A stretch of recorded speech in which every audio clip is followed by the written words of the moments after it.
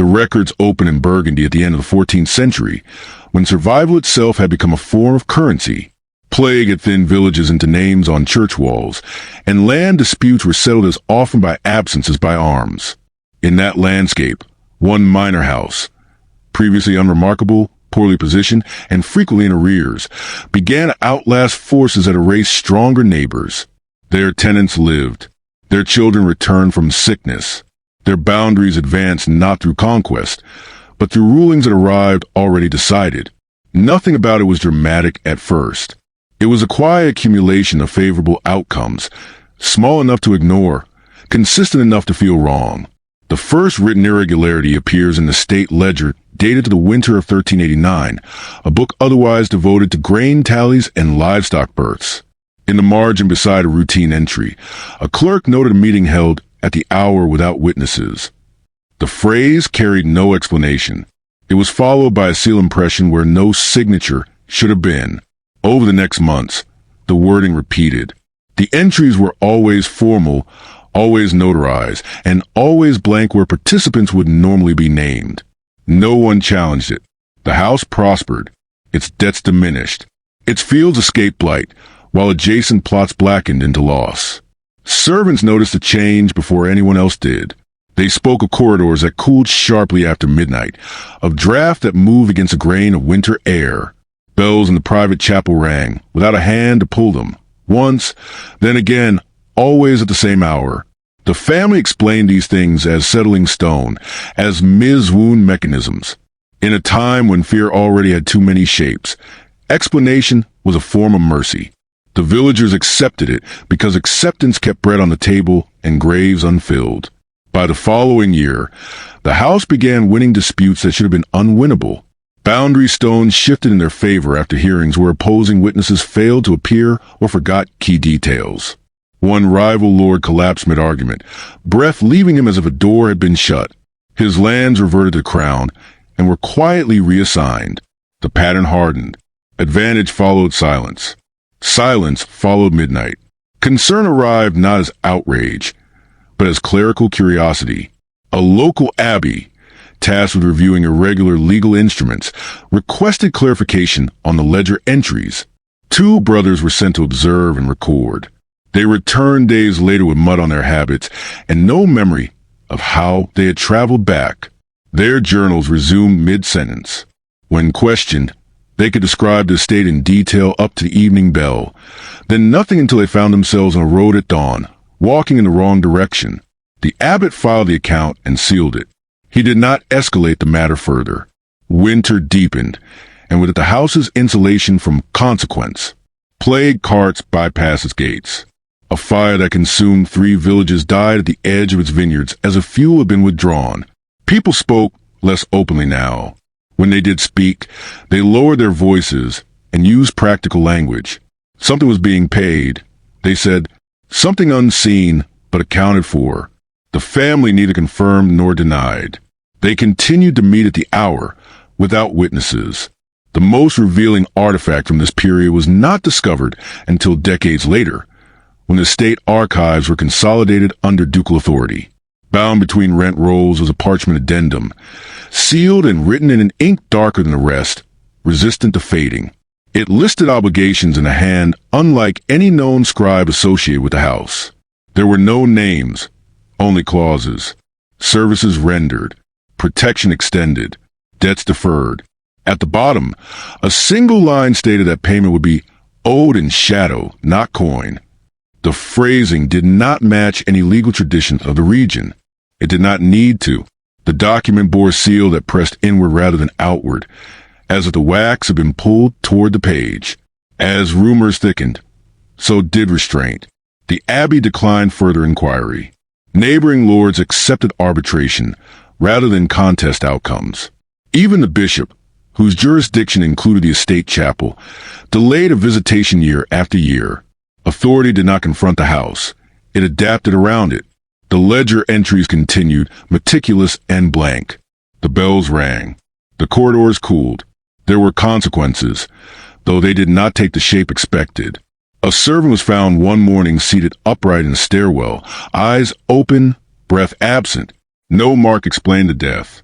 Another fled the estate and was later discovered miles away, unable to recall his own name, but able to recite the dates of midnight meetings with perfect clarity.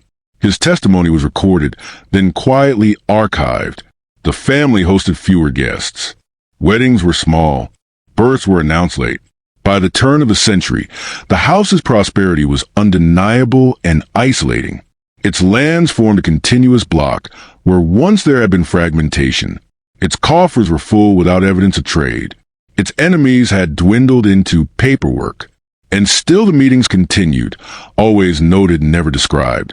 The pattern had become so stable that it no longer provoked fear, only a wary distance. The haunting residue of this period survives in a single image preserved in an inventory sketch. A candle on a chapel altar, its flame producing black smoke long after dawn had broken through the windows. The drawing is careful, almost reverent. Beneath it, an archivist wrote that the smoke stained nothing and left no scent. When the candle was extinguished, the wick remained warm for hours. It was that archivist who made the first cross-reference. In cataloging the Addendum, he noted the phrasing of obligation and compared it against other sealed documents under ducal seal. He found the same line, owed in shadow, not coin, appear in a different hand, in a different region, decades later. He marked the discovery with a symbol and placed the file aside. The door had opened to another record, one that lay not in Burgundy, but beneath stone steps far to the south. The trail does not lead cleanly out of Burgundy. It descends instead into stone and accounting, into a northern Italian city, where wealth moved faster than armies and debts were treated as a form of inheritance.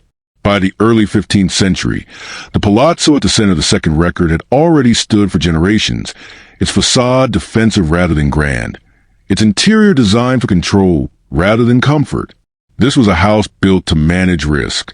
Its owners understood numbers, leverage, and the fragile psychology of trust.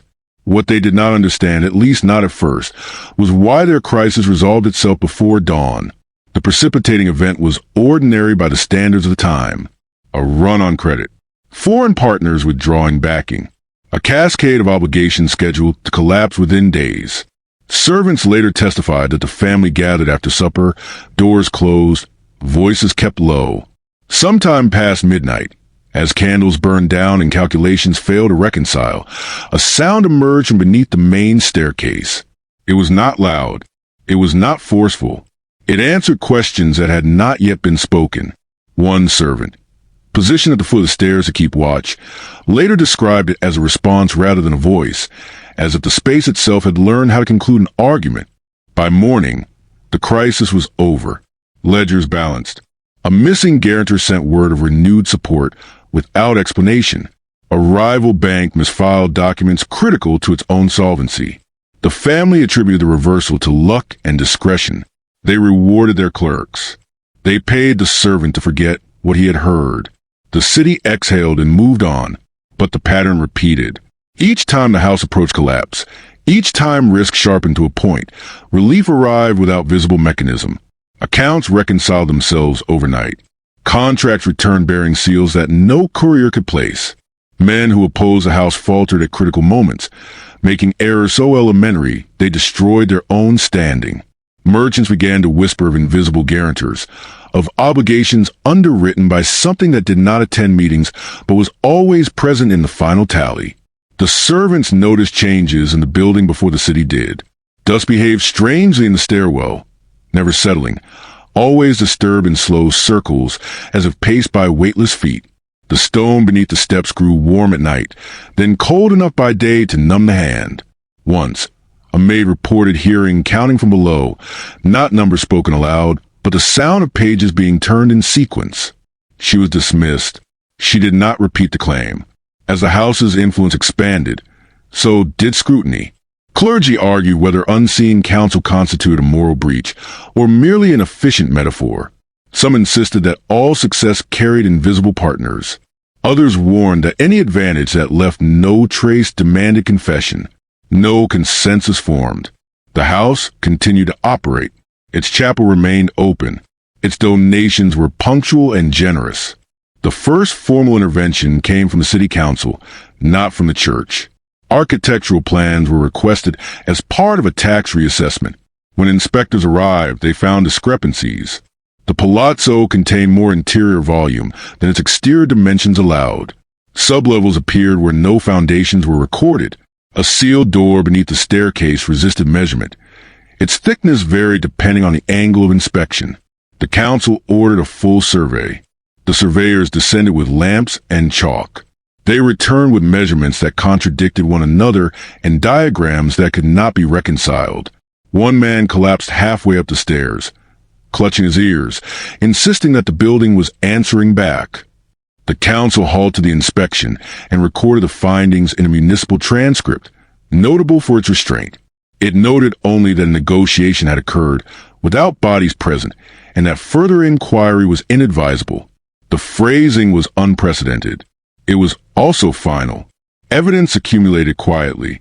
A clerk discovered annotations in the main ledger that no one admitted to writing. They were not errors. They were corrections made before mistakes occurred.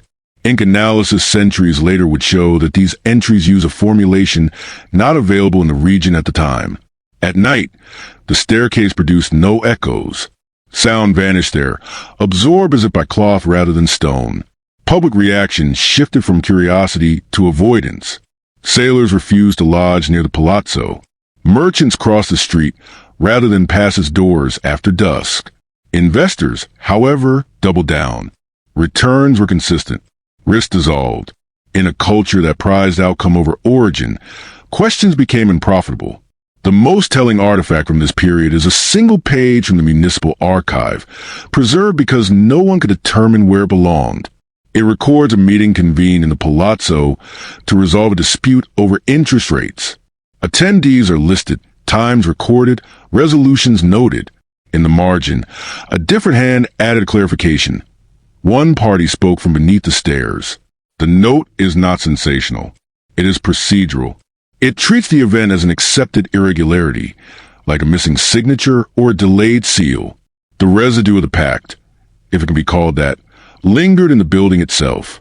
After the house eventually fell, through ordinary political shifts rather than catastrophe, the palazzo was repurposed, then abandoned. Those who entered later reported footprints appearing in dust where no one had walked, circling the sealed door, never crossing its threshold. When attempts were made to break the stone, tools dulled rapidly, and workers complained of pressure behind the eyes, as if numbers were being forced into spaces meant for thought. When the archives were cross-indexed in the 19th century, the municipal transcript drew attention not for what it described, but for how it described it. The phrase, "without bodies present," matched a notation found elsewhere, attached to a different structure in a different country. In the margin, an archivist added a symbol identical to the one marked beside the Burgundian Addendum. He did not comment further. He simply noted that similar voids appeared in older estates to the east, where inheritance itself behaved as if governed by rules no court had written. The pattern did not travel quickly, but it traveled intact. By the time it surfaced in Bohemia in the 16th century, it had learned how to disguise itself as continuity. The estate at the center of the third record lay inland, removed from trade routes and far from the mercantile innovations of Italy. Its strength was not money but lineage. Names repeated there with unusual precision, generation after generation, as if time itself had agreed to honor the family's arrangements. The destabilizing event recorded in imperial correspondence was a succession crisis that never fully materialized. An heir vanished during a journey abroad, leaving the house without a public successor and the surrounding nobility poised to contest the claim. 7 years passed. Then, without announcement, the missing heir returned. He bore no scars of travel, no marks of age. Witnesses remarked only that he refused to appear before dusk. The courts accepted his claim after reviewing documents that seemed to predate the crisis itself. The challenge dissolved without appeal. The anomaly deepened as the years accumulated. Portraits of the family failed to age at the expected rate. Painters were dismissed for incompetence until it became clear that they were reproducing exactly what they saw. Legal records contained signatures dated after the lamps were covered, a phrasing that held no official standing yet appeared consistently in notarized documents. Servants learned to schedule their duties around sunset. Children were kept from public view until evening, then presented as if nothing were amiss. Social reaction took the form of disciplined silence. Courts favored stability. The church preferred not to challenge what it could not categorize. Rumors circulated among retainers of rites conducted in shuttered halls, but no one claimed to have seen them directly. Those who tried to watch reported only fatigue, a heaviness of the eyes that forced them away. The house's advantage lay not in overt power, but in the way resistance lost its urgency in their presence. Escalation arrived with bureaucracy. Imperial officials, tasked with census and tax reassessment, encountered contradictory records. Births were listed twice under different years. Deaths were recorded, then crossed out without explanation. When inspectors attempted to reconcile the discrepancies, they were granted access to a genealogical register bound in dark leather, its pages thick and well kept. At night, the book was warm, as if it had been recently handled, even when left untouched. By morning, the warmth was gone. The register did not lie. It obeyed a different order. Names appeared before they were needed. Marriages were recorded in advance of ceremonies. The officials copied what they could and sealed the rest, citing administrative overload. One noted privately that the book seemed less like a record and more like a schedule. The lasting mark of this house was not collapse or scandal, but subtle distortion of expectation.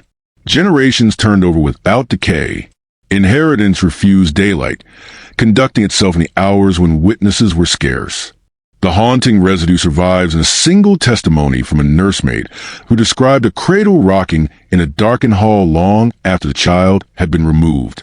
The motion did not stop when approached. It stopped only when the lamps were lit. When analysts later compared the dates of recorded births against earlier midnight agreements, the alignment was exact.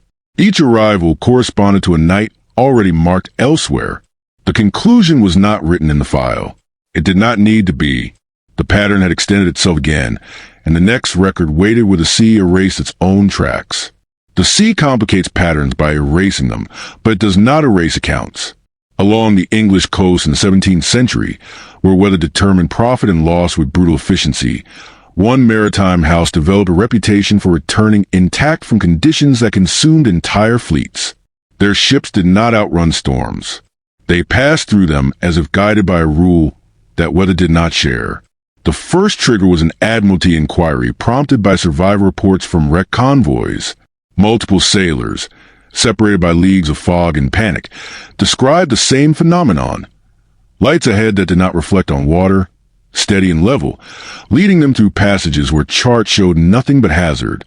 The reports were dismissed as shared stress until cargo from the guided vessels arrived undamaged. Holds dry, manifest complete. The anomaly was not survival. It was precision. Public reaction fractured along familiar lines. Sailors refused contracts with the house, citing unease rather than fear. Investors, reading only outcomes, increased their stakes. Clergy argued whether guiding lights constituted divine favor or a test. The house remained silent, issuing only routine statements and generous port donations. Their logbooks, however, began to change. Entries grew shorter. Coordinates were replaced with symbols. Routes were listed that no longer existed, channels that had collapsed or been declared impassable. Yet ships followed them and returned. When questioned, captains described a sensation of being relieved of decision, as if helm and horizon had reached an agreement without them. Escalation came when the Crown seized records under wartime authority. Correspondence was discovered thanking our nocturnal partners for safe passage and timely arrivals. The phrasing echoed older files. Salt-stained logbooks ended with pages that named debts without currency. The final residue lingered in sound. Waves heard in a dry hall long after the tide had retreated. A sealed note warned that repayment schedules were converging across Europe. The final convergence was not announced. It arrived as an administrative inconvenience, a clustering of unrelated failures that forced attention only because of their timing. In the 19th century, when archives were reorganized to serve expanding states and shrinking memories, clerks noticed that several old houses vanished within the same narrow span of nights. Fires, sudden illnesses, legal dissolutions, quiet extinctions. Each event had a plausible explanation on its own. Together, they formed a calendar. The order for review came from no single authority. It emerged from overlap. Insurance offices questioned losses that coincided too neatly. Courts struggled to process estates that collapsed before probate could begin. Monasteries returned endowments they could no longer attribute to living patrons. An internal circular proposed consolidation, not investigation. The aim was to reduce redundancy. The effect was to place 5 sealed histories on the same table for the first time. The reading room chosen for the task was practical and unremarkable, lit by high windows and regulated hours. Files arrived bound and stamped, their seals intact. Clerks worked in pairs to ensure accuracy. What drew notice first was not content, but alignment. Dates repeated. Phrases matched across regions and centuries without translation. Clauses written in different hands resolved to the same obligations. Where currency should have appeared, absence did the work. The trigger event, as later summarized in a memorandum, was the extinction of a lineage in Burgundy on a night already marked in an English logbook as settled. The anomaly followed immediately. A Bohemian estate reported a death before its heir was legally born. An Italian palazzo burned from within while its exterior walls remained cool. The incidents occurred despite distance, despite weather, despite warning. They obeyed the same hour. Society's response was not panic. It was containment. Newspapers printed restrained notices. Causes were attributed to age, mismanagement, coincidence. The public accepted the explanations because they asked for nothing further. Within institutions, however, the escalation was precise. Files were reclassified. Access hours were reduced. A committee was formed to determine whether cross-referencing itself had precipitated the outcome. Evidence accumulated despite intention. A master index was drafted to track holdings at risk of similar collapse. It bore a symbol identical to the marginal marks found in earlier records. Under it, 5 houses were listed, then crossed out in a hand that did not belong to the clerk assigned. No ink analysis was ordered. The index was sealed and removed from circulation. The memorandum that followed avoided language of causation. It stated only that agreements recorded under conditions of limited witness had reached maturity. It concluded that the entities involved had not reneged. They had collected when visibility became a liability. The phrasing echoed older clauses without quotation. It was careful to note that nothing had been taken that was not already owed. The haunting residue of the purge persists in the reading room itself. Accounts describe lamps extinguishing at midnight despite fuel and wick. Chairs were found displaced without sound. One clerk reported the sensation of pages being turned after closing, not rapidly, but with deliberation, as if a schedule were being confirmed. The room was closed shortly thereafter, its contents transferred to storage under a new designation. The final image recorded before reassignment shows the table cleared, the index removed, and dust settling evenly, undisturbed. There is no suggestion of triumph or malice in the surviving notes. Only completion. The Pacts did not end because they failed. They ended because they were fulfilled, and fulfillment, once recognized, demanded forgetting. Somewhere beneath the reclassification stamps and modern shelving, the files remain aligned by hour rather than subject. The door they imply is not sealed. It is simply unattended, waiting for the next moment when advantage appears without witness, and the ledger makes room for another blank line.